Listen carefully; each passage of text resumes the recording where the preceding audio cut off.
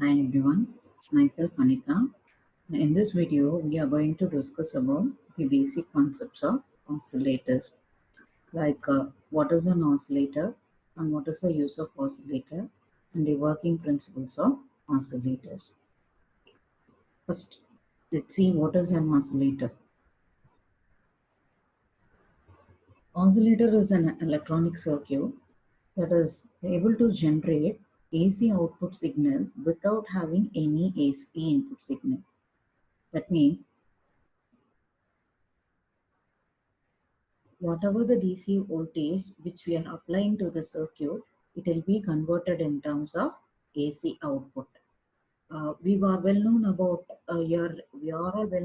your rectifiers. The rectifiers is a device which is used to convert your AC voltage in terms of pulsating DC or voltage.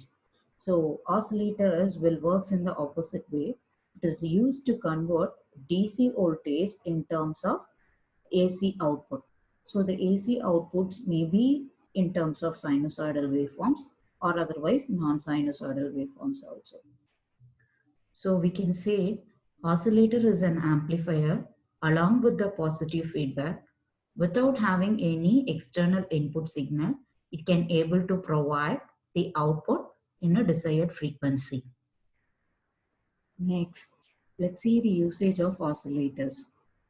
As I already mentioned, the oscillators which is used to convert DC signals in terms of AC signal. And second, you can use the oscillators in your mobile phones and then your laptops to generating clock signals. And it can be used in radio communications for generating carrier signals. And even though we can use it in spectrum analyzer, which we people are using in our lab to test your circuits or otherwise to do the experiments.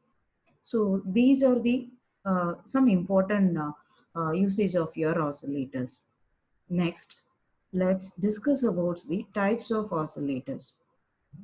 Oscillators generally based on the output which we are getting across your output device, mainly based on the structure of your waveforms, we can classify your oscillators in terms of two types. One is a sinusoidal oscillator and another one is non-sinusoidal oscillator. Sinusoidal oscillators, it is also called as feedback oscillators, and non-sinusoidal oscillators, it is called as relaxation oscillators. From this diagram, you can see the basic elements of feedback oscillator. So the first one is an amplifier and the second one is a feedback network. The feedback network will be connected with the amplifier with the help of one mixer.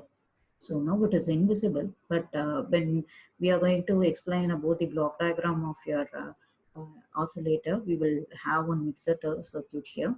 So the oscillator is having three important components with respect to the circuitry. One is an amplifier and another one is a feedback network and the third one is a mixer element. Now let's discuss about the working principle of your oscillator.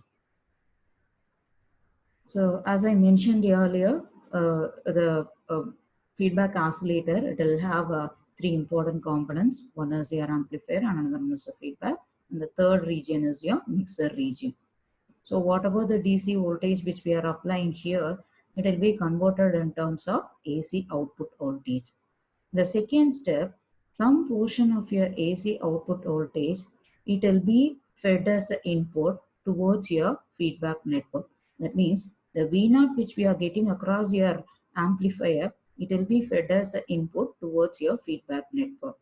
So the feedback network, it will be indicated with respect to the beta component, that means the feedback ratio. So the multiplied voltage value of your V0 along with the beta, that means beta into V0, it will provide a new output voltage across feedback network. That is your VF, that is the feedback voltage. So here we can able to get the feedback voltage VF that is equal to beta into V0. Now we are going to connect the feedback voltage VF to the input circuit with respect to positive feedback. So in the beginning of the session, I already told you, oscillator is an electronic circuit, or otherwise it is an amplifier along with the positive feedback without having any external signal. It will able to provide AC output signal with the desired frequency. That is the definition of the oscillator. Especially when we are explaining oscillator, we people will usually mention the term of positive feedback. Why positive feedback? What is the reason behind it? Now that we will discuss about based on this equation. As we all know, generally the amplifier circuit will be supported with negative feedback. So when we are calculating your gain of the feedback amplifier, you may see the same equation with respect to in terms of different form. That means gain of the amplifier AF is equal to A divided by 1 plus A beta. That has happened because of when we are applying negative feedback in your feedback amplifier, both your feedback signal and your input signal both will be in out of phase. So we can able to get the values of your gain in terms of AF is equal to A divided by 1 plus A beta. But here, with respect to your oscillator, from the diagram you can see there is no phase shift in any of the signals. That means especially from your feedback signal to amplifier input signal, there is no phase shift. So both the signals are in phase. So accordingly, we can get your gain value with respect to the oscillator in terms of AF is equal to A divided by 1 minus A beta. So why it is happening? What is the difference in between your feedback amplifier and oscillator? Normally, amplifiers output terminal, especially base and collector terminal, it will have the designing configuration in terms of 180-degree phase shift. So when we specifically using a transistor in your amplifier circuit, you will be choosing negative feedback. When it comes as a positive feedback, when you are going to connect your feedback signal in the same phase with your amplifier, you are going to change the characteristics of amplifier in terms of negative feedback application to positive feedback application.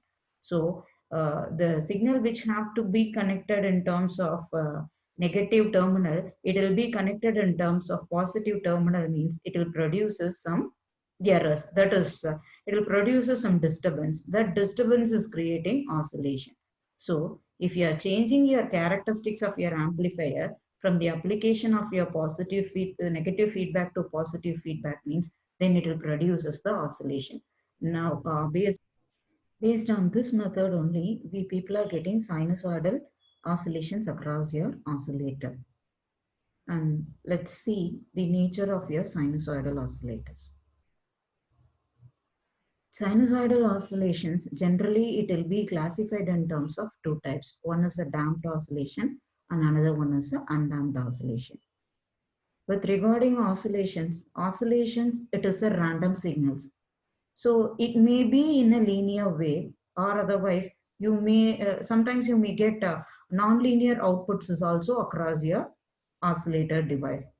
So to make a device work in a proper way, we have to linearize the signal in terms of some conditions. For example, with respect to the amplifier, amplitude, or otherwise with respect to the time period. So in oscillators also, we have to maintain some condition to get a linear output across your oscillator device. So the linear output, it will be called as a undamped oscillation, and non-linear outputs, it will be called as a damped oscillation. Now let's see how we can get the undamped oscillations and damped oscillations across your oscillator device. As we already discussed, the gain of the positive feedback, by applying the positive feedback, the oscillator gain AF is equal to A divided by 1 minus A beta. This beta, it is representing your feedback which we are connecting across your circuitry. So to get an undamped oscillation across your oscillator, we have to maintain the gain and feedback ratio in a proper way. Generally, when compared to the feedback ratio, gain value should be maintained in a high way.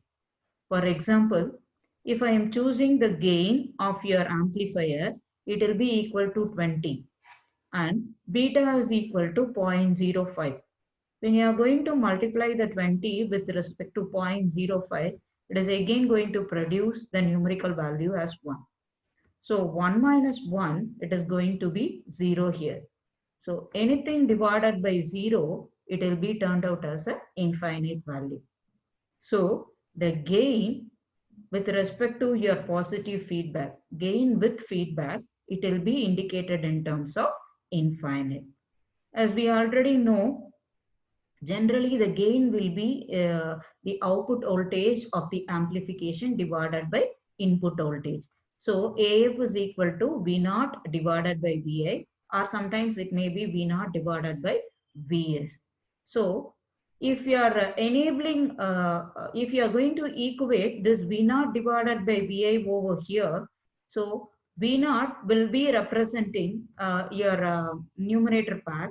So AF is equal to V naught divided by Vi means this denominator part, because according to the concept of 1 minus A beta is equal to 0, here the Vi is also going to be maintained in terms of 0. So anything divided by 0, again it will be producing infinite value. So by making the input is equal to 0, you are going to get output across your oscillator device. So it will be turned out as oscillator concept oriented device. That is, without having any input signal, you people are going to get your output signal. So in this manner only, we people are getting oscillations across your oscillator. So by maintaining A beta is equal to 1, we can able to get proper sine wave signal across your oscillator devices. This will be clearly explained based on this Barkhausen criteria. So whenever A beta is equal to 1, you can able to obtain proper sinusoidal signal across your oscillator device with respect to 0 to 360-degree phase shift. So this will be called as a normally undamped oscillations. And if you are not able to maintain A beta is equal to 1, sometimes it may be the A beta may be less than 1, or sometimes it may comes in terms of A beta is equal A beta in terms of greater than 1.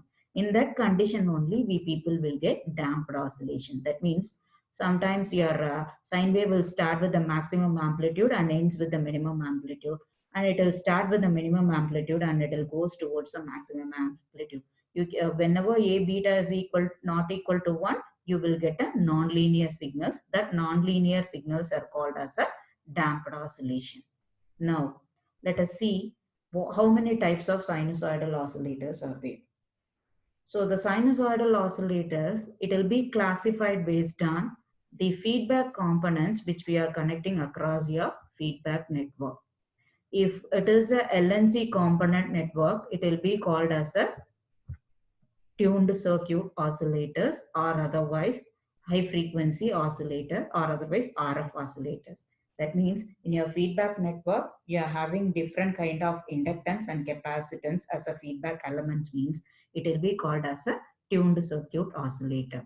So generally we will study with respect to LC oscillator, we will study three basic oscillators. One is a Hartley and another one is Colpitts, and the third one is your Clap oscillator.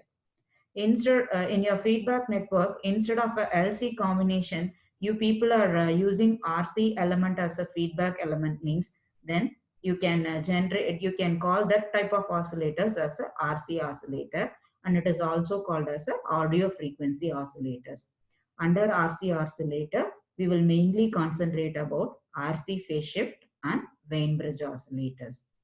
Sometimes other than LC and RC components in your feedback network, you can use a crystal as a feedback element. So that quartz crystal, it will be connected with respect to the feedback network, means then that type of oscillator, it will be called as a crystal oscillator. So the maximum frequency level of the crystal oscillator, it will be 10 megahertz. So the sine wave signal which we are going to generate up by using crystal oscillator, the maximum allowable frequency limit is up to 10 megahertz. And the last one, it is a negative resistance oscillator. Some tunnel devices will be connected as a feedback element across your feedback network. So this setup will be called as a negative resistance oscillator. So thank you.